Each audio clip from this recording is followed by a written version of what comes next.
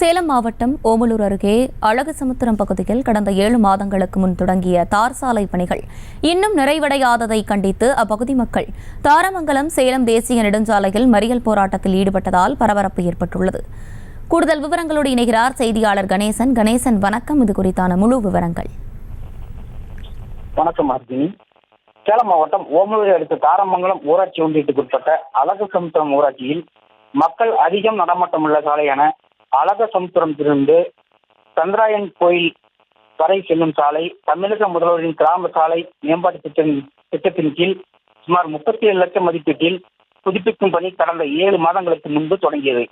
இந்நிலையில் இந்த சாலை அமைக்கும் பணி தற்பொழுது வரை கிடப்பில் போடப்பட்டு ஜல்லி சாலையாக உள்ளதால் பள்ளி, கல்லூரி மற்றும் வேலைக்கு செல்லும் மக்கள் குறிப்பிட்ட நேரத்துக்கு செல்ல முடியாமல் மிகவும் சிரமப்பட்டு வந்தனர்.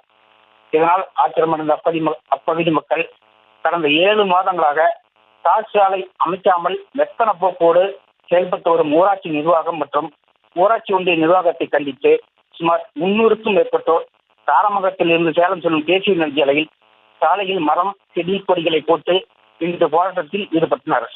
சம்பவம் அறிந்த தாரமங்கலம் காவல் ஆய்வாளர் சுப்பிரமணியன் விரைந்து வந்து பொதுமக்களிடம் சமாதான பேச்சுவார்த்தை நடத்திய பின்பு அவர்கள் அனைவரும் கலந்து சென்றனர். இந்த சாலை மறியல் போராட்டத்தினால் சேலம் செல்லும் வாகன ஓட்டிகள் மற்றும் தாரமங்கலம் செல்லும் வாகன ஓட்டிகள் 30 நிமிடம் தாமதமாக சென்ற நிலையில் கடும் போக்குவரத்து பாதிக்கப்பட்டது. மேலும் 2 ஆம்புலன்ஸ் வாகனங்கள் போக்குவரத்து நெரிசலில் சிக்கி சென்றது குறிப்பிடத்தக்கது ஆகும்.